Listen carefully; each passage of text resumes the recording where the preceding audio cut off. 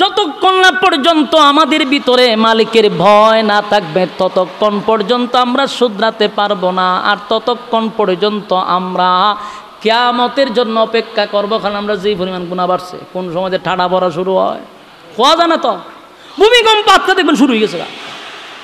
এই জন্য আসুন সবাই একত্রিত হইয়া গুনার থেকে বাঁচার চেষ্টা করি। রাজি আছেন না আপনারা? কারা কারা গুনার থেকে বাঁচতে চান দুইটা হাত তুললা দেখায়া দেই। সূরাটার নাম হলো সূরা জিলজাল। এর বাংলা অর্থ হইল ভূমিকম্প। বলুন বাংলা অর্থ কি? এটার নাম ওই ভূমিকম্পের সূরা। এই সূরাটাকে বলা হয় সূরাতুল জামিআ।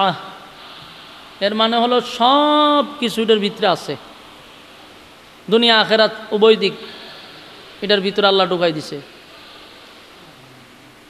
এই সূরাটা আমরা যদি আলোচনা করি, প্রথম দিক দিয়ে জানতে হবে সূরাটা কেন নাজিল হলো। নাজিল হওয়ার তো কারণ থাকে। এই সূরা নাজিল হওয়ার পিছনে কারণটা ছিল, বেঈমানরা রাসূলের কাছে আইসা বলতো যে কিয়ামত হয় না কেন? আপনি যে বলেন কিয়ামত হইব কিয়ামত হইব, হয় না কেন? এরা রাসূলের কাছে জানতে চায় কিয়ামত হয় না কেন। তাহলে এর উদ্দেশ্য কিয়ামত হয়ে যেত, ধ্বংস হয়ে যেত। কিয়ামত তো আর এত সহজে হবে না। আর কিয়ামতের আলামত তো আল্লাহ রাসূল বইলা দিছে। সবচেয়ে বড় আলামত হইল রাসূল দুনিয়াতে আসছে, এটাও কিয়ামতের আলামত। কারণ নবুয়তের দরজা বন্ধ, এটাও একটা আলামত। তো আমাদের জানতে হবে কিয়ামত কখন হবে। ততক্ষণ না পর্যন্ত কিয়ামত হবে না যতক্ষণ না পর্যন্ত মুসলমানরা ইহুদিদের সাথে যুদ্ধ না করবে। আমার কথা বুঝো? বুঝলে হা না কইেন। ইহুদিদের সাথে আমাদের যুদ্ধ করার দরকার আছে নি? বর্তমান পৃথিবীতে বাংলাদেশের, শুধু বাংলাদেশের না বহির্বিশ্বের সবচেয়ে বড় বড় উলামায়ে কেরামরা ফতোয়া দিয়া দিছে এখন আমাদের জিহাদ করা ফরজ। বেঈমানদের সাথে জিহাদ করা আমাদের জন্য ফরজ। শুধু ফরজ 5 ওয়াক্ত নামাজ, রোজা, হজ, যাকাত এইটাই খালি ফরজ শেষ না, জিহাদ করাও ফরজ। আর কখন জিহাদ? এই ফতোয়া আইয়া পড়ছে। আমাদের উচিত আমরা এখন বেঈমানদের সাথে যুদ্ধ করা, ইসরায়েলের সাথে মোকাবেলা করা আমাদের জন্য ফরজ।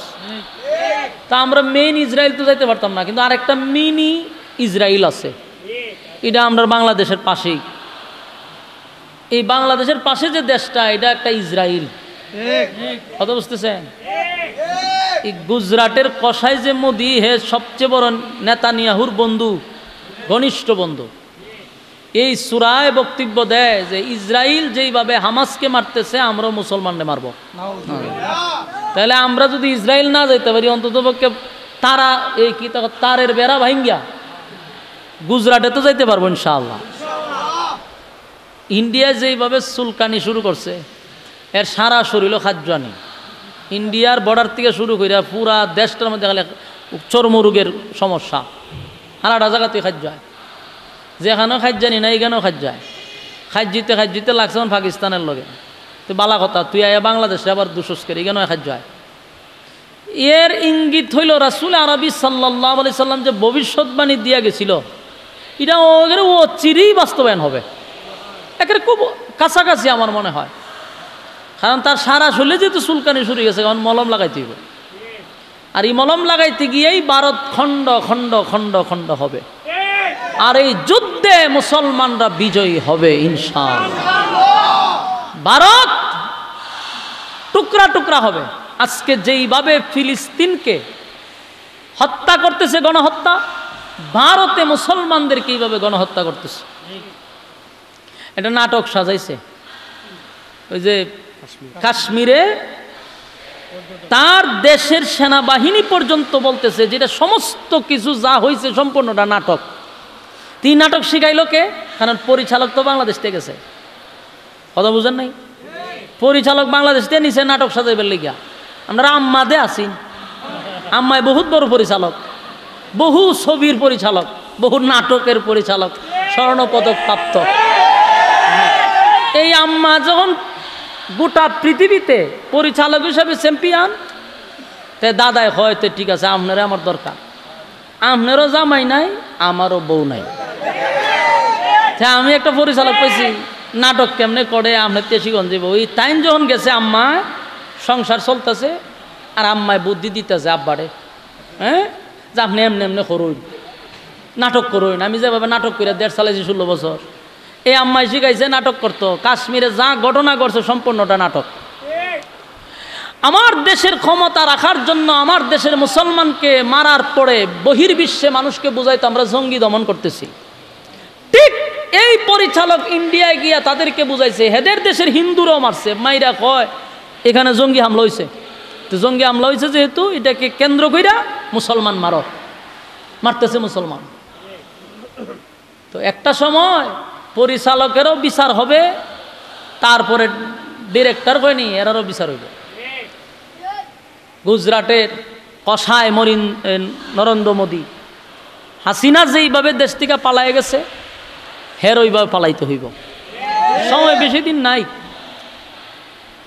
আল্লাহর রাসূলের ভবিষ্যৎবাণী বাস্তবায়ন হবে ইনশাআল্লাহ। তো সম্মানিত শুধু কিয়ামত কখন হবে? যখন আমরা ইহুদিদের সাথে যুদ্ধ করব। যতক্ষণ না পর্যন্ত ইহুদিদের সাথে যুদ্ধ না করব ততক্ষণ কিয়ামত হবে না। মানে আমরা কি যুদ্ধ করছি? কথা কই না দি, হাতে গোনা কয়েক লক্ষ ইহুদি গোটা বিশ্বের মুসলমানদের ঘুম হারাম করে দিছে। আর প্রায় 150 থেকে 200 কোটি মুসলমান গোটা পৃথিবীতে। কয়শো কোটি? 200 কোটি মুসলমান। আর সর্বোচ্চ 70 লক্ষ থেকে 1 কোটি হইব ইহুদি। এই 1 কোটি ইহুদি 200 কোটি মুসলমানের ঘুম হারাম করে দিছে। বুঝতেছেন কথা? এখন বুঝেন তাদের সাথে আমরা যুদ্ধ করে কেন পারতেছি না? কারণ আমাদের হিম্মত নাই, আমাদের ইমানি জজবা নাই। আমরা পা চারতে চারতে আমরা অভ্যাস হয়ে গেছে না। মুসলমান মারতেছে গাজায় আর আমরা আরব দেশগুলি সুরিয়া তো ফিরে বই রয়েছে। এই আরব দেশগুলা যদি হুঙ্কার দিত আল্লাহর জাতের কসম, ইহুদি জাতিকে মানচিত্রের থেকে একেবারে মুছে দিতে সময় লাগতো না। কিন্তু আমরা আরব দেশের এরা তো চুরি ভিন্দা বসে রয়েছে, ওই যে আমরা গোলামি করে অভ্যস্ত। সম্মানিত শুধু আবার কিছু মানুষ আছে লেখালেখি করে খুব বেশি, এটা সংখ্যাটা খুব বেশি। একটা সময় আমাদেরকেও প্রশ্ন করছে, আমারও করছে, হুজুর এই যে ফিলিস্তিনের মুসলমানরা মারতেছে, ভারতে মসজিদ ভাঙতেছে, এইভাবে যে মারতেছে আপনার আল্লাহ কি তা করে? নাউজুবিল্লাহ। আপনারা নাউজুবিল্লাহ কইতেছেন, আমাদের দেশের নামদারি মুসলমানরাও এই কমেন্টস করে, আল্লাহর ঘর আল্লাহ হেফাজত করে না কেন? মুসলমানদেরকে মারতেছে আল্লাহ কি দেখে না নি? এখন এদের জবাব দিত কে? প্রশ্ন তো করে আলেমের কাছে না, প্রশ্ন করে এক জালেমে আরেক জালেমের কাছে। কথা বাস্তব না বাস্তব?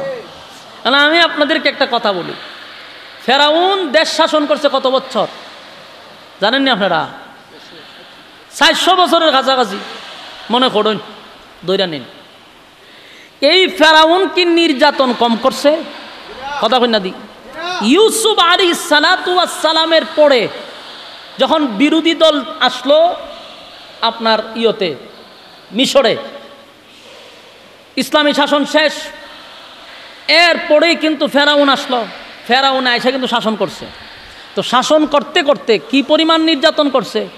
90,000 শিশু তো জবাই করছে, শিশু জবাই করছে।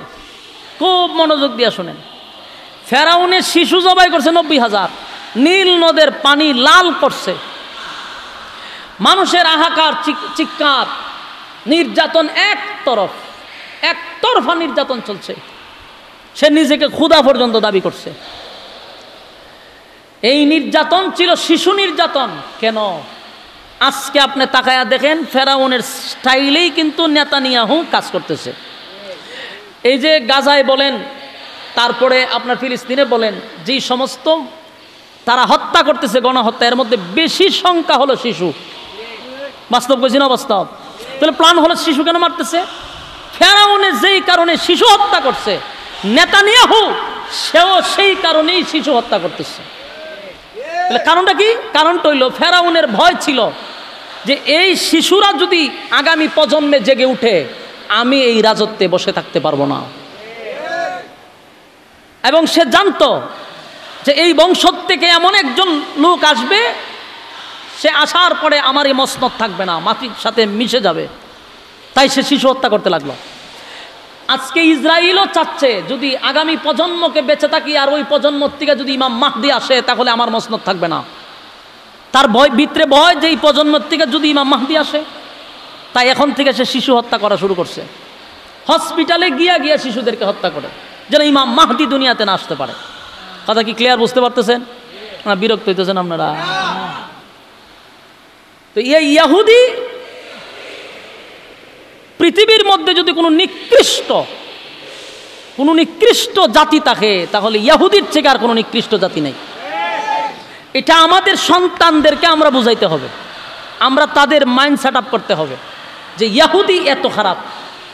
60 লক্ষ ইহুদিকে আগুন দিয়ে জ্বালায় মারছে হিটলারে। তো হিটলারকে যখন বিশ্ববাসী প্রশ্ন করলো আপনি এত লোক 60 লক্ষ ইহুদিকে কেন মারলেন, সে শুধু একটা কথা বলছে, আমি কেন মারছি, কেনটা বুঝবেন কিছু রেখে গেছি। কেন মারছিলাম আমার বলার দরকার নাই, এই যে কিছু রেখে গেছি এরা আপনার কিয়ামত পর্যন্ত বইলা যাবে যে আমি কেন মারছিলাম। এখন আমরা বুঝতেছি নি যে হিটলারে কেন 20 লক্ষ মারছিল, 60 লক্ষ, বাকি 3 লক্ষ রেখে গেছেন। এটার যে মেরে লিত এই জন্য হ্যাঁ রেখে গেছে যে আমি কেন মারছি তোমরা বুঝে যাও। ইহুদি জাতি এত খারাপ। ইহুদি ইসরায়েল যেটা আমরা বলি, ইসরায়েল কিন্তু মূলত যেখানে আমরা আজকে যুদ্ধ দেখতেছি বাইতুল মুকাদ্দাসকে কেন্দ্র করে, এই জায়গাটা অত্যন্ত বরকতের জায়গা। আল্লাহ রাসূল বলেছেন যে এই এরিয়াটা বরকতি। এই মসজিদুল আকসা নিয়ে কিয়ামত পর্যন্ত যুদ্ধ চলবে, মুসলমানের হাতে আসবে ইনশাআল্লাহ। একবার দুইবার যুদ্ধ হয়েছে না তো? রাসূল দুনিয়াতে আসার বহু আগ থেকে যুদ্ধ হইতেছে এই মসজিদ নিয়ে। আমার কথা কি বুঝতেছেন? ইব্রাহিম আলাইহিস সালাতু ওয়াস সালামের ছেলে ছিল 2 জন। একজনের নাম ছিল ইসমাঈল আলাইহিস সালাতু ওয়াস সালাম, আর একজনের নাম ইসহাক আলাইহিস সালাতু ওয়াস সালাম। এই 2 জন সন্তান ছিল। একজন ইসহাক আলাইহিস সালাতু ওয়াস সালাম, উনি ছিলেন এই ফিলিস্তিনে। উনার বংশধর ইসহাক আলাইহিস সালাতু ওয়াস সালামের বংশধর থেকে লক্ষাধিক নবী রাসূল দুনিয়াতে আল্লাহ পাঠাইছে, শুধু উনার বংশ থেকে। উনার বংশ থেকে যত নবী রাসূল আসছিল সবাই কিন্তু এই জেরুজালেমের মসজিদুল আকসার খাদেম ছিল। সবাই, সব নবীরা উনার বংশ থেকে যারা ছিল, সব নবীরা এই মসজিদুল আকসার নিরাপত্তা তারা দিছে, তারা এটাকে নিয়ে খেদমত করছে, এটার খাদেম ছিল। আরেকজন ছিল ইসমাঈল আলাইহিস সালাতু ওয়াস সালাম, উনি ছিলেন মক্কায়, উনি ছিলেন বাইতুল্লাহর খাদেম। ওনার বংশধর বাইতুল্লাহর খাদেম, কোরাইশ বংশ। আর সেই বংশ থেকে একজন নবী আসছে, তিনি হলেন মুহাম্মদুর রাসূলুল্লাহ সাল্লাল্লাহু আলাইহি ওয়াসাল্লাম। আপনি দেখেন ইব্রাহিম আলাইহিস সালামের 2 ছেলের মধ্যে এক ছেলের পক্ষ থেকে লক্ষাধিক নবী পাঠাইছে, আর একজন নবী ইসমাঈল আলাইহিস সালাম, উনার বংশধর থেকে মাত্র একজন নবী আসছে, আর উনি হলেন আমাদের নবী মুহাম্মদ রাসূলুল্লাহ সাল্লাল্লাহু আলাইহি ওয়াসাল্লাম। তো ওনাদের ইসমাঈল আলাইহিস সালামের বংশধর ছিল বাইতুল্লাহর খাদেম, আর ইসহাক আলাইহিস সালামের যত বংশধর ছিল তারা ছিল বাইতুল মুকাদ্দাসের খাদেম। এটা তো আজকাল থেকে না, বহু আগ থেকে। এই ইহুদি জাত যে কত খারাপ আপনাদেরকে আমি যদি বলতে যাই তাহলে মূল আলোচনায় যেতে পারবো না। তাই আমি একটা টাচ দিই যে ইহুদি কত খারাপ। ইহুদিদেরকে আল্লাহ বহু সুযোগ সুবিধা দিছে, তারা কিন্তু জান্নাতি খাবার পর্যন্ত খাইছে। বনি ইসরায়েলেরা জান্নাতি খাবারও খাইছে, জানেননি? আমি কি জান্নাতের খাবার খাইছি এখনো? এরা সরাসরি জান্নাতের খাবার খাইছে, এরপরও নিমক-কারামি করছে। কথা বুঝতেছে? মুসা আলাইহিস সালাতু ওয়াস সালাম যখন তাদেরকে নিয়ে ফেরাউনের ধ্বংস হওয়ার পরে তাদেরকে নিয়ে যখন এই ফিলিস্তিনে রওনা দিবে, মাঝখানে বিশাল একটা মরুভূমি। এই মরুভূমি আসার পরে এখানে খাবারের কোনো ব্যবস্থা নেই। পাশে হইল বিশাল সাগর, এটার পানি হইল লবণাক্ত, আর এদিকে হইল মরুভূমি, খাইব কি? এখন তাদের পেটের কিদা। মুসা আলাইহিস সালাতু ওয়াস সালাম আল্লাহর কাছে দোয়া করছে, আল্লাহ জান্নাতি খাবার তাদের জন্য পাঠাইছে। মান্না ওয়াসসালওয়া, তাদের এই খাবার পাঠাইছে জান্নাত থেকে, খাইছে। জান্নাতি খাবার তাদের জন্য পাঠানো হয়েছে, পেট বইরা খাইছে। খাওয়ার পরে কয় মানে এক খাবার আমরা ভালো লাগে না, তোমার আল্লাহ রেখো খাবারের সিস্টেম পাল্টাই দিত। নাউজুবিল্লাহ। তো মুসা আলাইহিস সালাতু ওয়াস সালামকে আল্লাহ বলবো একটা কাজ করো, এরা যেহেতু নিত্য নতুন খাবার চায়, অসুবিধা নাই, এই নদী পার হইয়া তোমরা ফিলিস্তিনে যাও, সেখানে গিয়ে যুদ্ধ করো, যুদ্ধে যদি তোমরা বিজয় হও তাহলে ওই জমিনটা উর্বর আছে, সেখানে যে কোনো ফসল ফলবে। মুসা নবী বলেন, শোনো তোমরা তো খাবারের মেনু পাল্টাইতে চাও, অসুবিধা নাই তো, যুদ্ধ করতে হইব। এই জাতি, ইহুদি জাতি বলল যে যুদ্ধ যদি করতে হয় আপনি মুসা আর আপনার আল্লাহ মিলে দুইজন যুদ্ধ করেন, আর আমরা কেন রেস্ট নেই, যুদ্ধই বিজয়ী হইলে আমরা খবর দিন, আমরা যাব। আসেনি এলাকাত নাউজুবিল্লাহ। অন বুঝেন ইহুদি কত খারাপ। এই বনি ইসরায়েলের লোকগুলা এত বেখা ছিল, হয় আপনি আর আপনার আল্লাহ যুদ্ধ করেন, আল্লাহর উপরে রাগ পাইতে এটিতে গজব দিতে হইব। এই গজব দিয়ে তান্ডা 40 বছর গজবের মধ্যে রাখছে, বিভাগলের মতো খালি জায়গায় জায়গায় ঘুরছে। এই গজবের মাঝখান দিয়েই মুসা আলাইহিস সালাতু, তখন যদি আপনারা এখান থেকে একজন উঠুন, তা আপনারা মিছিল দেওয়া শুরু করবেন যে মুনাফিক যায়, মুনাফিক যায়, বুঝছিনি কাম মান সম্মান বাঁচাইবার লাগে আপনি বইয়ে তখন লাগবে, কথা কই না দি লড়ন যেত না। আর আরেকটা কথাও শুনেন, প্রত্যেকটা মানুষের সাথে শয়তান থাকে, এটা বিশ্বাস হয়নি আপনারা? আমার সাথেও আছে, ওই হুজুরের সাথেও আছে, বরং আপনারা সাথে যদি থাকে 5টা, তা আমার লগে আছে 10টা, বেশি থাকে, বেশি থাকে। এটার কারণ আছে, কারণটা আপনারা খাওয়া দরকার আছে, নাহলে কইবেন হুজুরের সাথে বেশি শয়তান থাকে। তার একটা কারণ হলো আপনার সাথে যদি একটা থাকে, এই একটা শয়তানে আপনারা যা করতে পারে 10টা শয়তান আমরা এতটুকু করাইতে পারে না। যেমন আপনার সাথে এক শয়তান থাকে, হ্যাঁ আপনার রাস্তার দ্বারা খাড়া করে খাড়াইয়া মুতাই লায়, হঠাৎ কিন্তু খাড়িয়া মুতাছে হুজুর, এর সাথে শয়তান একটা কিন্তু খাড়িয়া মুতা দেয়। আর আমার লগে শয়তান 10টা কেড়ে 10 লক্ষ থাকলো, আমার কি খাড়িয়া মুতাইতে পারবো? এখন বুঝা লাইন হুজুরের সাথে 10টা কেড়ে থাকে, কারণ 10 শয়তানে মিললেও খাড়িয়া মুতাই পারে না, আর এক শয়তানে আপনার ফ্যান করলে খাড়িয়া মুতাইলায়। বাস্তব না বাস্তব? তাহলে শয়তান প্রত্যেকের সাথে আসে। এখন যে আপনারা এই জায়গাটাতে বসছেন, তাহলে আপনার খান্দে শয়তান গেল কৌ? হ্যাঁ গেছে না, কিন্তু এখানে বসতেও পারছে না, তাহলে আছে কোথায়? পাশে দাঁড়ায় আছে, এরিয়ার বাহিরে। হ্যাঁ কথা কই না, প্রত্যেকের গাড়ের যে শয়তান এটা এরিয়াতে দাঁড়ায় দিছে চতুর্দিকে গুলইয়া, কিন্তু এখানে ঢুকতে পারতেছে না। তো এইখানে দাঁড়ায় কি বসে রয়েছে নি, এখানে দাঁড়ায় রিমোট দিয়ে আপনারা কন্ট্রোল করতেছে, যে কোনো রকম নি রিমোটের ধরে যদি উঠতে যান গা বুঝবেন যে এর উপরে বর করে লিছে, কথা বুঝ, যে উঠে আপনিও বুঝে নেবেন যে খামাই গেছে গা, ওখান থেকে রিমোটে কন্ট্রোল করছে, হেরে বর করছে। আর শেষ পর্যন্ত যদি বসে থাকেন তো শয়তান ব্যর্থ হইয়া লজ্জিত হইয়া জুতার বাড়ি খাইয়া খেয়ে যাবো গা, তবে ভাবলাম না। আর যদি আপনি উঠতে যান গা তাহলে এত সার্থক। আর মানুষে ছায়া দেখবো আপনি তো উঠতেছেন, কইব যে মানুষে কইব যে বর করে লিছে, অহন আপনি উঠতেন, বারবার যে উঠেন অহন ছায়া থাকবো মানুষ আপনি উঠলে, এমন জায়গা নিয়ে দিছি। এখন একদিকে মুনাফিকের স্লোগান হইব, অন্যদিকে শয়তানে বর করছে, তাহলে আর উড়াউড়ি নাই। একটু সময় আমারে কথা কইতে দেন, লম্বা আলোচনা করার আমারও সুযোগ নাই, মাথায় ব্যথা করতেছে। এখন যদি আপনারা উড়াউড়ি লক্ষণ বাড়ানা, সেখানে গুতাগুতি করেন, তো ওইখানে কথা কওয়া, তাহলে কথা বলা আগ্রহ থাকবো? মনোযোগ দিয়ে শুনেন, প্রত্যেকটা মানুষ মৃত্যুবরণ করব, এতে কোনো সন্দেহ আছে? আমরা মরতেইব। তো মরার আগে মরণের প্রস্তুতি নেওয়ার দরকার আছে নি? গুনাহ থেকে আমরা বেঁচে থাকতে হবে। এখন যে ভূমিকম্প হয় মাঝে মধ্যে, কেন হয়? এগুলো আমাদের হাতের ফসল, আমরার কামা এইগুলা। ভূমিকম্প ওই জমিনই হয় যেই জমিনে সবচেয়ে বেশি পাপাচার হয়। আপনি মায়ানমার দেখছেন, থাইল্যান্ডে দেখছেন ভূমিকম্প হয়েছে, এখানে কি সব আল্লাহর ওলিরার মাঝখানে দিছে ভূমিকম্পী? তো ভূমিকম্প কেমন হয়েছে? আকাম কুকামের পিএইচডি চলে। বাংলাদেশে মাঝে মধ্যে লাড়া দেয়, কিন্তু বাংলাদেশে 10 আয়ার নেয় না কেন? বাংলাদেশে লক্ষ লক্ষ মসজিদ মাদ্রাসা আছে, লক্ষ লক্ষ মাসুম বাচ্চারা তাহাজ্জুদের সময়টা কোরআন তেলাওয়াত করে। এই কোরআনের তেলাওয়াতের কারণে মাসুম বাচ্চাদের চোখের পানির কারণে আল্লাহ জমিনে ভূমিকম্প দেয় না। কিন্তু আমাদের গুনাহ যখন বেড়ে যাবে আল্লাহ ভূমিকম্প দিব। এই ভূমিকম্পর থেকে আমাদের বাঁচার দরকার আছে নি? এরপরে ঠান্ডা ভালায়, ওই আইতো যে ঠান্ডার সময় টাস টুস টাড়া ফেলায় মানুষ মেরালায়। কারণটা কি? গুনার প্রতিযোগিতা চলছে, অতিরিক্ত প্রতিযোগিতা চলছে। আল্লাহ আমাদেরকে হেফাজত করুক। আমিন। এই জন্য আল্লাহ বলেন, ইযা যুলজিলাতিল আরদু জিলজালাহা ওয়া আখরাজাতিল আরদু আসকালাহা ওয়া ক্বালাল ইনসানু মা লাহা। আল্লাহ রাব্বুল আলামিন বলেন, আমি কিয়ামত তখনই দিব যখন মানুষ এমন একটা পর্যায়ে যাবে আর দুনিয়াতে আল্লাহ বলনেওয়ালা একজনও থাকবে না, সব জায়গায় শুধু গুনাহ আর গুনাহ।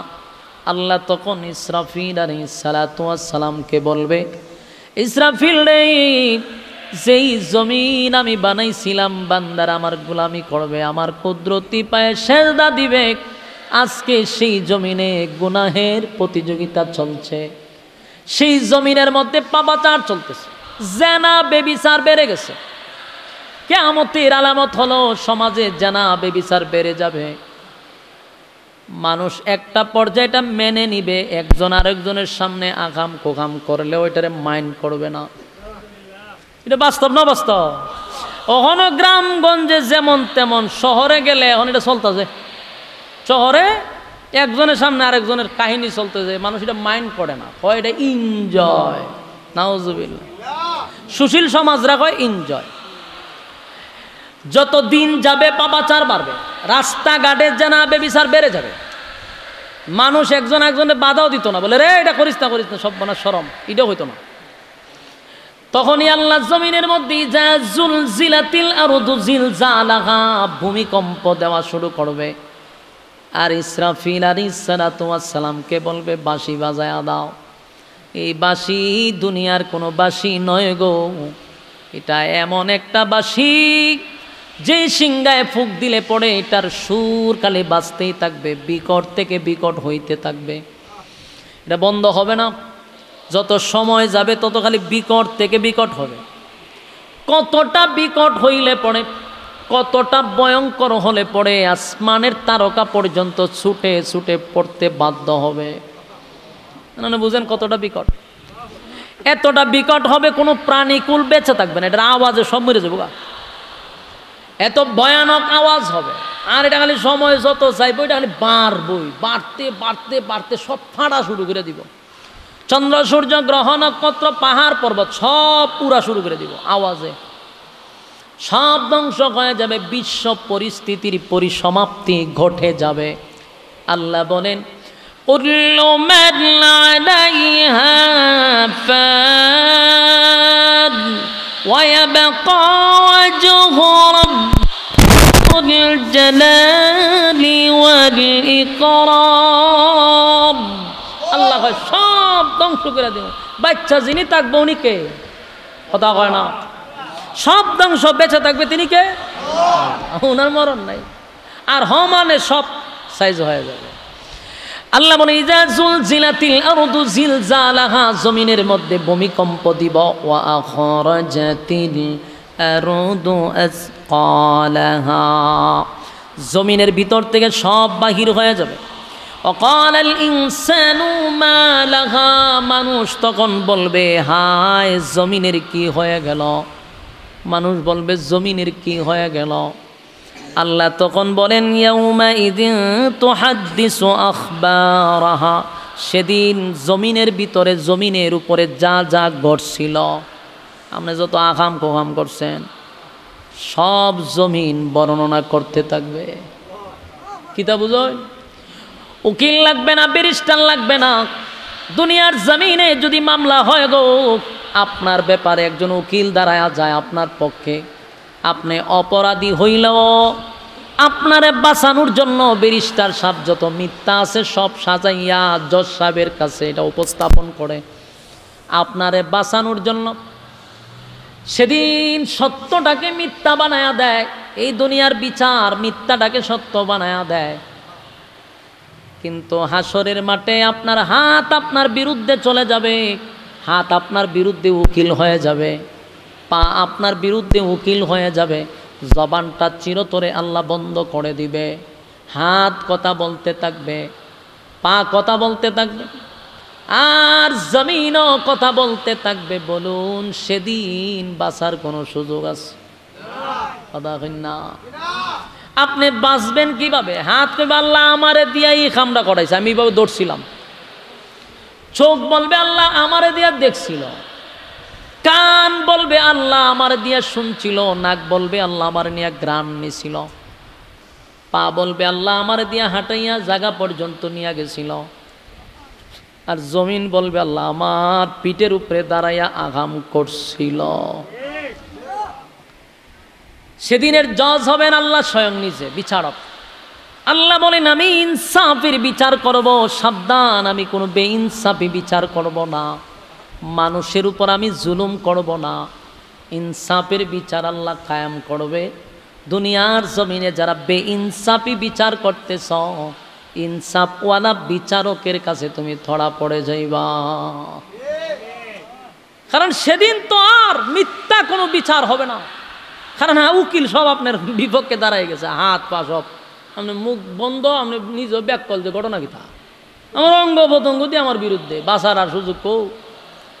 এই জন্য মানুষ দিশে হারা হয়ে যাবে। জমিন কথা বলতে থাকবে। আল্লাহ বলেন জমিন কথা বলতে থাকবে। কেন জমিন কথা বলবে? জমিন তো নিজে নিজে কথা বলতে পারে না। আল্লাহ বলেন বিআন্না রাব্বাকা আওহা লাহা, জমিন নিজের থেকে কথা বলে না গো, জমিনকে আমার মালিক অর্ডার দিবে, তাই জমিন কথা বলতে থাকবে। আল্লাহ অর্ডার দিব, জমিন জমিন কইতে থাকবে। জমিন সেদিন কথা বলতে থাকবে। বাঁচবেন কেমনে? বাঁচার কোনো সুযোগ নাই, বাঁচার কোনো সুযোগ নাই। তাই কাম কো কাম, দিনের কাম রাত্রের কাম বন্ধ করার দরকার আছে না? না, আমরা দেশের মানুষ এখন এমন পাওয়া পাইছে, আগাম কোগাম শুরু করছে আগের তেমন বেশি। হলো চুরি ডাকাতি বদমাশি লুট পাট ছাদাবাজি টেন্ডারবাজি সব শুরু করে দিছে। বাস্তব না বাস্তব? আগে যেখানে সাদা দেওয়ান লাগছে 200, অন দেওয়ান লাগে 500। প্রমোশন বাড়ছে 300 বাড়ায় দেয়। বাস্তব কইছি না বাস্তব? প্রত্যেকটা সেক্টরে সাদা কমছে না বাড়ছে? আগে দিত 500তে, এখন দেওয়ান লাগে 1000। এমন আকাম কোয়াম শুরু হয়েছে। এই চাঁদাবাজি টেন্ডারবাজি আর চুরি বাটপারি বদমাশি করে যা সম্পদ জমাইছ, যা খাইতেছ, রক্ত হইছে, এখান থেকে বাচ্চা কাচ্চা ফায়দা করতেছ, সব হারামজাদা। একটা ভালো হইতো না। এটি আবার বাফে নিচে 500, ফুতে নিব 1000। মানে তো সাদা খাইয়া ফেডের ভিতরে বড় হয়েছে। কথা কই না দি? যারা বাইরে বেড়ে কি আল্লাহর অলি বাইজিদ বুস্তাবিও বাড়িব। কথা কই না দি? এটা আবু জাহিল্লার সাসাত্ত বাইয়া বাড়িব। বাপের সাথে প্রতিযোগিতা করবো, আব্বাই নিজে 500, আমি নিব 1000। যেটা বর্তমানে এখন হইতেছে, হয় ভাই আগে তো দিতাম 500, হয় রে প্রমোশন বাড়ছে, এখন 1000 টাকা দিতে হইব। এই যে পাপাচার শুরু প্রত্যেকটা সেক্টরে, গুম হত্যা মারা মারি কাটা কাটি বাড়ছে না কমছে? ওমা আপনার দিয়ে আওয়াজ কমো। হ্যাঁ বাড়ছে। রাস্তা তলায় কুবাই এলাই এখন কেন কুবাই? বড় ভাই আছে, বড় ভাই সিগনাল দেয়, মাইরা ফলাই দে। আল্লাহ রাব্বুল আলামিন বলেন সেদিন এই জমিন তোমার বিরুদ্ধে আদালতে দাঁড়াইয়া বলবে আল্লাহ আমার পিঠের উপরে দাঁড়াইয়া সে একটা মানুষকে হত্যা করছে। যাবেন কো? দুনিয়ার আদালতে না হয় আপনার ব্যাপারে উকিল দাঁড়ায়া যায়, বড় ভাই ছোট ভাই, অমুক নেতা তমুক নেতা, ফাতি নেতা, বড় নেতা ছোট নেতা, সব নেতা আপনার পক্ষে দাঁড়ায় আপনাকে জামিন করে দিল। কিন্তু আল্লাহর আদালতে জামিন পাওয়া সম্ভব না, কারণ আপনার বিরুদ্ধে সব দাঁড়ায় গেছে।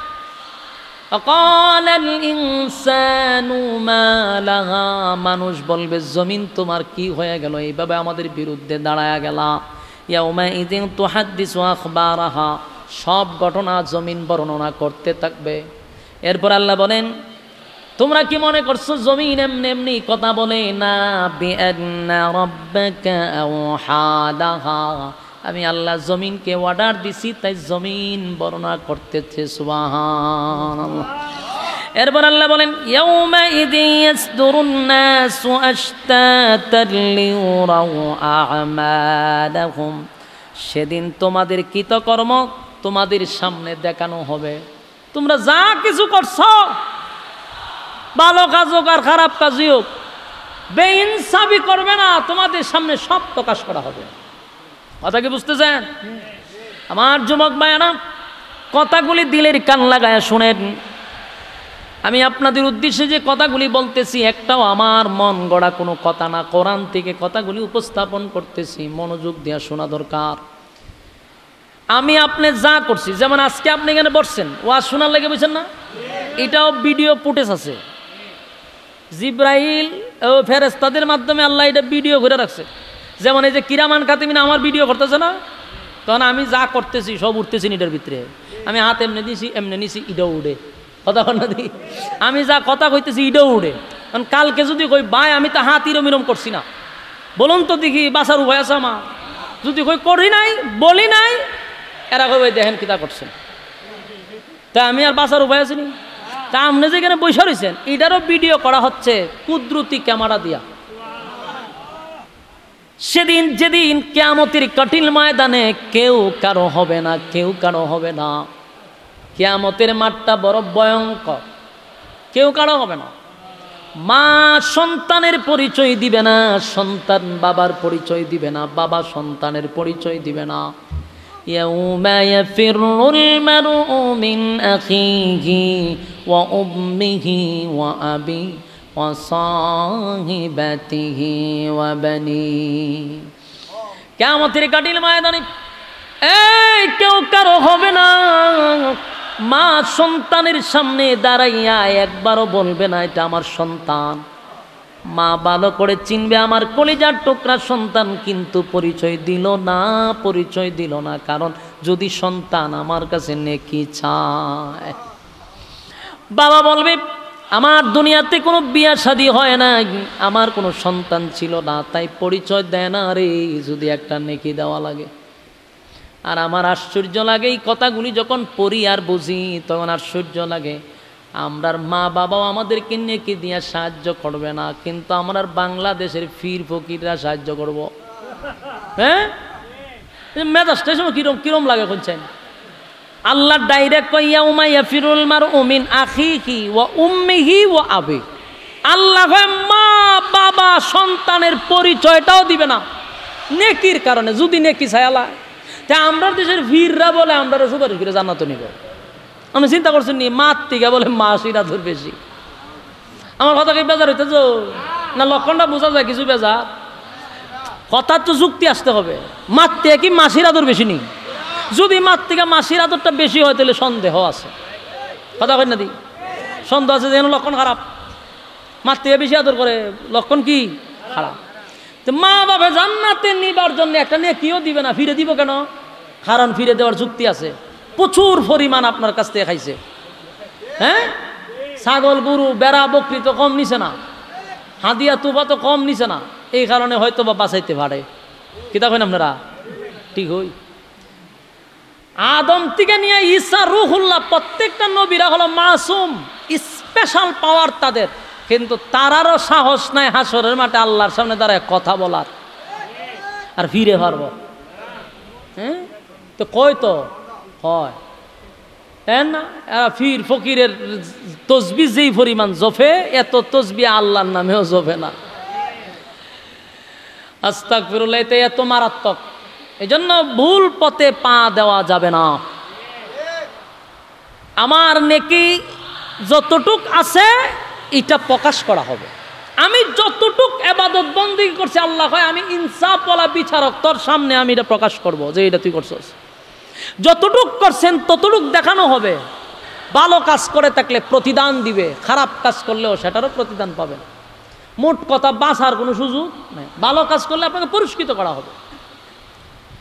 আপনি গভীর রাত্রে আরামের ঘুমটা হারাম করে নরমাল বিছানার মধ্যে বসে বসেই যে কোরআনের কথাগুলি শুনতেছেন, আলেমদের সামনে বসে আছেন, বাড়িতে আরামের বিছানা থাকার পরেও প্রচণ্ড গরমের মধ্যে বসে বসে কথাগুলি শুনতেছেন, এই যে দৃশ্যটা কিয়ামতের ময়দানে আমার আল্লাহ যখন তুলে ধরবে, বান্দারে তোর আমলের মধ্যে কোনো দিক দিয়ে তোর জান্নাতে নেওয়ার কোনো যোগ্য না, কিন্তু আমার এই ইবাদতটা পছন্দ লাগছে, আরামের ঘুম হারাম করিয়া এই প্রচণ্ড গরমের মধ্যে তুই বসে আসস, শুধুমাত্র কেবলমাত্র আমি আল্লাহর দয়া মায়ার জন্য, দুনিয়ার কোনো পাওয়ার জন্য নয়।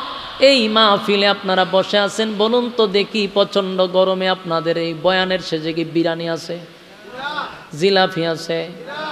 তাহলে বিরিয়ানিও নাই, জিলাপিও নাই, তারপরেও গরমের মধ্যে বসে আছেন, তাহলে বোঝা গেল লিওয়াজহিল্লাহ, একমাত্র আল্লাহর জন্য। আল্লাহ বলেন ওয়াদা দিলাম রে, কঠিন মুসিবতের দিনে যেদিন আটকা পড়ে যাবি, সেদিন এই ভিডিও ফুটেজ আমি আল্লাহ তোদের সামনে তুলে ধরব, আমি তোদেরকে সাহায্য করব। আল্লাহ রাব্বুল আলামিন বলেন, পানি নাই আপনাদের কেন, বোতল দিয়ে একটা পানি রাখা দরকার। আল্লাহ রাব্বুল আলামিন বলেন, বান্দা রে, কঠিন মুসিবতের দিনে যেদিন মা সামনে আসবে না, বাবা সামনে আসবে না, আত্মীয় স্বজন সামনে আসবে না, আমি আল্লাহ সেদিন দয়া মায়া করে আমার বান্দারে আমি জান্নাত দিব। প্রত্যেকটা মানুষকে আল্লাহ বানাইছে জান্নাত দেওয়ার লাগিয়া। বলুন জাহান্নামও দিবার লাগে না, জান্নাত দেওয়ার লাগিয়া? জান্নাত দেওয়ার লাগিয়া বানাইছে। আমার মালিক বলেন, আমি কাউকে জাহান্নামে দিতে এই জন্য বানাই নাই, কারণ 8টা জান্নাত বানাইছি আর জাহান্নাম মাত্র 7টা বানাইছি। জান্নাতের সংখ্যা একটা হইল বেশি আছে। কেন বানাইলাম? বান্দা বান্দিকে জান্নাত দেওয়ার জন্য। কিন্তু বান্দা তোর কৃতকর্মের কারণে তুই জাহান্নামে যাস। আমি আল্লাহ তোরে জাহান্নামে দেওয়ার জন্য বানাই নাই। আমি আল্লাহ জাহান্নামে দেওয়ার জন্য তোদেরকে বানাই নাই, জান্নাত দেওয়ার জন্য বানাইছি। কিন্তু বান্দারে, আমি তোর আমল নামা চেক করে দেখলাম, জান্নাতে দেওয়ার মতোই এমন কোনো কাজ তোর আমল নামার মধ্যে নাই। আমি আল্লাহ তালাশ করছি কোনো একটা উসিলা দিয়া তোরে জান্নাতে ঢুকানো যায় কিনা, কিন্তু আমি উসিলা পাই না। কিন্তু বান্দার আমল নামা একটা জায়গায় লেখা আছে, মজলিশপুরে মাহফিলটার মধ্যে প্রচণ্ড গরমের মধ্যে বান্দাগুলি বসা ছিল, দুনিয়ার কোনো লোভ লালসা সেই বসার মধ্যে ছিল না। তাই আমি আল্লাহ ওয়াদা দিলাম, এটাকে জরিয়া করে আমি আল্লাহ তোরে চিরস্থায়ী জান্নাত দিলাম।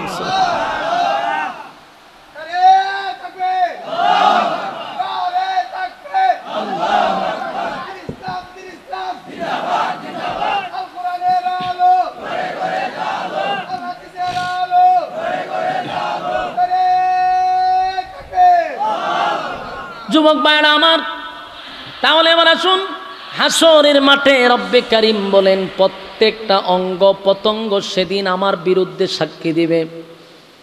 সেদিন আমার বিরুদ্ধে যদি সব অঙ্গ প্রত্যঙ্গ সাক্ষী দেয়, বলুন বাঁচার কোনো সুযোগ আছে? ইয়াউমাইযিন তুহাদ্দিসু আখবারাহা ইয়াউমাইযিন ইয়াসদুরুন নাসু আশতাতান লিউরাউ আমালাহুম।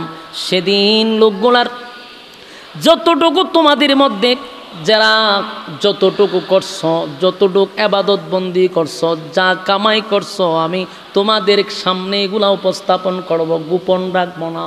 সুবহানাল্লাহ। এরপর আল্লাহ বলেন, ভালো কাজ যদি করে থাকো সেটাও তোমাদের সামনে আমি তুলে ধরব। এরপরে ফামান ইয়া'মাল মিসকালা যাররাতিন খায়রান ইয়ারা ওয়া মান ইয়া'মাল মিসকালা যাররাতিন শাররান ইয়ারা। ভালো কাজ যদি থাকে, অল্প করছেন, 5 ওয়াক্ত নামাজ পড়ছেন, রোজা রাখছেন, হজ করছেন, যাকাত করছেন, এটা তো বড় আমল করছেন রেগুলার।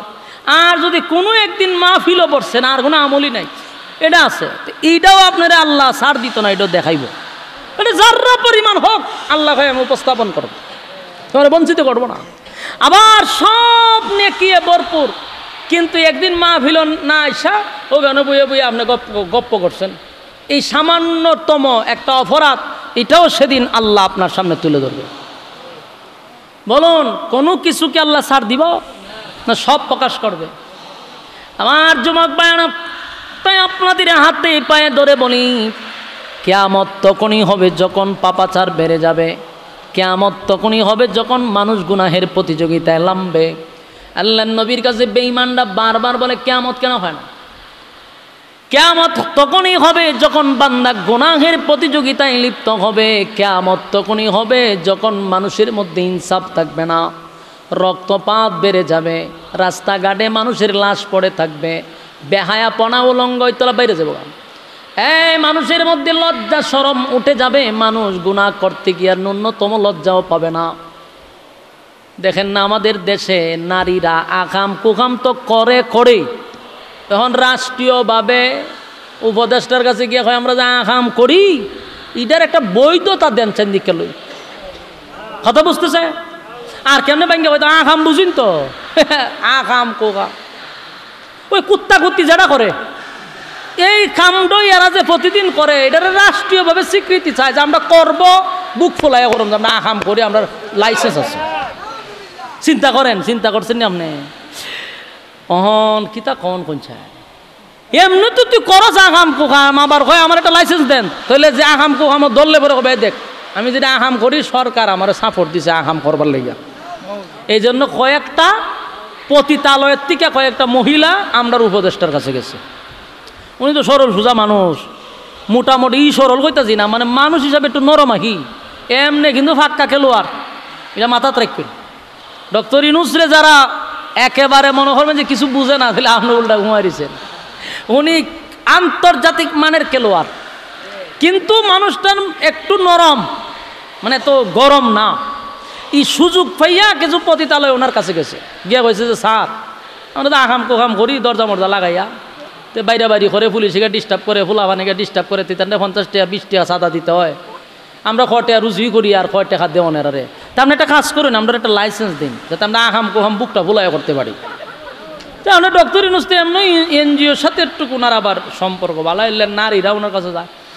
উনি হয়তো আপনার টেনশন করে না, আমি যতদিন আছি আপনারা একটা স্বীকৃতি দেওয়ার ব্যবস্থা করতেছি। ওমা উনি বুঝলে গেছে আম্মা জানে যেটা করতে পারছে না উনি এটা করতে গেছে গা। কথা কই না দি আসি ওটার কথা না, উনি তো আসলে দেশও থাকছে না, দেশে না থাকার কারণে দেশের পরিস্থিতিটা হয়তো বুঝতেছে না। এই বাংলাদেশের মানুষ মাথা তুলতে বেশি সময় লাগে না, আমার মাথার থেকে ফালাইতে বেশি সময় লাগে না। কথা কই না দি আপনারা মহব্বত করতে তুলতে এরা কই নিয়ে রাখবো, ওনার তুই ভানা কই নিয়ে রাখবো না, এনে তুলে রাখে আজকে একটু এদিক সেদিক করছেন ইডালটা ফালাইতে, ঠিক নেই। ডক্টর ইউনূস কিন্তু 18 কোটি মানুষের হৃদয়ে অলরেডি ঢুকে গেছে গা, বাস্তব না বাস্তব? ওনারে পছন্দ করে নাই এমন কোনো মানুষ নাই। আমি আর যদি একজনে জিগায় যেমন কারে পছন্দ করেন, আমি বর্তমানে যে উনি এখন তাহা দরকার, কারণ লোকটা দেশের উন্নত করতেছে, দেশের উন্নয়ন হইতেছে, ভালো তা হোক না, অসুবিধা কি? তার মানে আমরার মনেও কিছু মহব্বত আছে, কিন্তু যে খাম কইরা উনি বইয়ে রয়েছে এটা যদি বাস্তবায়ন হয় তো ওই যে উপরে তুলে রাখছি টাস করে ফেলে দেবো। কথা কই না দি মানুষ পতন হইবার কিছু লক্ষণ আছে। এই ডক্টর ইউনূস যেইভাবে জনপ্রিয়তা দেশের মানুষের কাছে অর্জন করছে, আল্লাহ মাফ করুক এই জনপ্রিয়তাটা যেন উনি না হারায়, ওনার জন্য আমাদের মায়া আছে, মহব্বত আছে। এই দুঃসাহসটা আপনি বাংলাদেশে নিয়েন না। বাংলাদেশের মানুষ নামাজ না পড়তে পারে, রোজা না রাখতে পারে, ইবাদত বন্দেগী না করতে পারে, কিন্তু ইসলাম বিদ্বেষীকে মানুষ দেখতে পারে না। এটা কেন বুঝতেছেন না? কেন বুঝেন না? এই দেশের মানুষ সব দেখতে রাজি, সব করতে রাজি, ইসলাম বিরোধী যারা করবে তাদেরকে বাংলার মানুষ সাপোর্ট করে না, করবে না। তো ডক্টর ইউনূস সাহেব আমাদের সবার সম্মানিত একজন ব্যক্তি, উনি ভালো মানুষ। আমি এটাও বললে রাখলাম যে উনি ভালো মানুষ, উনি দেশের উন্নত করতেছে, উন্নয়ন হইতেছে। একবার একটা মানুষের প্রশংসা না করে পারবেন কেমনে? এই রমজানে যে শান্তিতে গড়ে আসলেন, 16 বছরই শান্তি পাইছে, এটা স্বীকার করেন, পাইছেন নি শান্তি? আমি গত রমজানে আমি লাইভে কয়েকবার আসছি কারেন্ট নিয়ে, কতগুলা মালু বসায় রাখছিল, কতগুলা গুন্ডা বসায় রাখছে ভারতের। ইফতারির সময়টা কারেন্ট নিত গা, তারাবিটা শুরু হইতো কারেন্ট নিত গা, সেরির সময় খানাত বেশি কারেন্ট নিত গা, কারণ সব তো মালু বসা, সবগুলা মালু বসা ছিল। মুসলমানকে না ইফতারি করতে দিছে, না তারাবি পড়তে দিছে, না চেহারি খাইতে দিছে। এতটা নির্যাতন করছে গোটা রমজান। এই রমজান মাসে আমরা এত শান্তিতে ছিলাম, বোঝা গেছে আমেরিকা বসে রয়েছে, কারণ কারেন্ট যায় না, ঠেলায়ও কারেন্ট ওরাইতে পারি না, ঠিক নেই। তারাবি শান্তি মতে মানুষ পড়ছে, সেহেরি শান্তি মতে খাইছে, যেটা করতেছে ভালো এটা স্বীকার করতে বাধ্য। মানুষ যদি মানুষের শুকরিয়া আদায় না করে তাহলে এই মানুষটা আল্লাহর শুকরিয়া আদায় করে না। তো ডক্টর ইউনূসের সব কাজ বালা, আপনি আরো ভালো কাজ করেন, আপনি টাকার জন্য দেশের মানুষ সাপোর্ট করতেছে আপনাকে, আপনি বিদেশ যাইতেছেন, প্রবাসীরা বলতেছে স্যার আর 5টা বছর থাকেন, আপনি বাইতুল মুকাররম নামাজ পড়ার জন্য যাইতেছেন, জনগণ বলতেছে স্যার আর 5 বছর থাকেন। কেন বলতেছে? মানুষ আপনাকে মহব্বত কইরা মাথায় তুইলা রাখছে। কিন্তু যদি আপনি অবৈধ জেনা ব্যভিচারকে লাইসেন্স দেওয়ার চেষ্টা করেন বাংলাদেশে, 99% মুসলমানের দেশে যদি আপনি জেনা ব্যভিচারের লাইসেন্স দেন, আল্লাহর জাতের কসম 1 সেকেন্ড বাংলাদেশে থাকার অধিকার আপনাকে কেউ দিবে না। সম্মানিত সুধী, এই দেশের মানুষ রক্ত দিয়ে আপনাকে চেয়ারে বসাইছে, রক্ত দিয়া আপনাকে মানুষ কলিজা দিয়ে মহব্বত করে আপনাকে মহব্বতের জায়গায় বসায় রাখছে। আর আপনি যদি 96% মুসলমানের দেশে বেশ্যাদেরকে যদি লাইসেন্স দেন বেশ্যাগিরি করার জন্য, কসম খোদার টেকনাফ থেকে তেতুলিয়া, রূপসা থেকে পাথুরিয়া উলামায়ে কেরামের আন্দোলন শুরু হবে। আমাদেরকে বিশ্রাম করতে দেন, আমাদেরকে উত্তেজিত করবেন না। অলরেডি থাকবে দ্বীন ইসলাম, ইসলামের শত্রুরা, সম্মানিত সুধী, শত্রুরা অলরেডি দেওয়ার চেষ্টা করতেছি। আমরা আপনাকে মহব্বত করি, আবারও বলছি এই ফাঁদে পা দিবেন না। আল্লাহ উনাকে বুঝার মানার তৌফিক দান করুক। আমি সম্মানিত সুধী, যে কথা বলতেছিলাম শেষ কথাটাই বলে শেষ করে দিচ্ছি। তাহলে যত কিছু সমাজে হচ্ছে, যা ঘটছে, সবগুলো আমাদের হাতের বানানো কথা, হয় না? বাস্তব না বাস্তব? আল্লাহ রাব্বুল আলামিন বলেন কিয়ামত যখন আসবে তখন কিন্তু সব আমি ধ্বংস করে দিব। আর এই কিয়ামত তখনই আসবে যখন মানুষ গুনাহের মধ্যে লিপ্ত হয়ে যাবে। সমাজের মধ্যে আল্লাহ বললে বলা কেউ থাকবে না। সেদিন মানুষ জেনা বেবিচার করতে থাকবে, জেনা বেবিচারের লাইসেন্স দেওয়া হবে যেন মানুষ জেনা বেবিচার করতে পারে গর্বের সাথে, নাউজুবিল্লাহ। আর তখন এই ভূমিকম্প শুরু হয়ে যাবে, জমিনের মধ্যে ভূমিকম্প হয় আমাদের গুনার কারণে, আমাদের গুনার কারণে। তাই এমন গুনাহ করব না যেন জমিন আমাদের কারণে, আমাদের পাপের কারণে ধ্বংস হয়ে যায়। আমার যুবক ভাইরা, প্রত্যেকটা জায়গাতে যুবকরা যদি ভালো হয়ে যায়, সমাজ এমনিতেই আমরা আর বড় ধরনের বিপদ থেকে এমনি রক্ষা পাবো। কারণ যুবকরা যদি গুনাতে বাচ্চা যায়, ঠিক না? আমার যুবক ভাইরা, কিয়ামতের আলামত হলো সমাজের মধ্যে মদ্যপান বেড়ে যাবে, জেনা বেবিচার বেড়ে যাবে, গান বাজনা বেড়ে যাবে। এইগুলা কি সামনে আইব না আইছে? কথা কয় না? নেশা, তারপরে নেশাগ্রস্ত মদ্যপান এখন বাড়ছে না কমছে?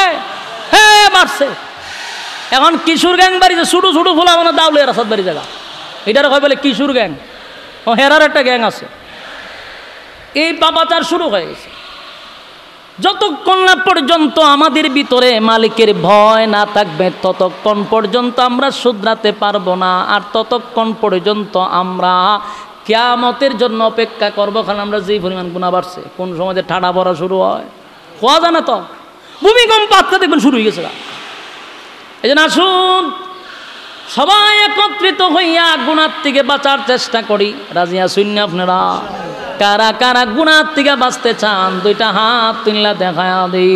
লিল্লাহে তাকবীর, নারে তাকবীর।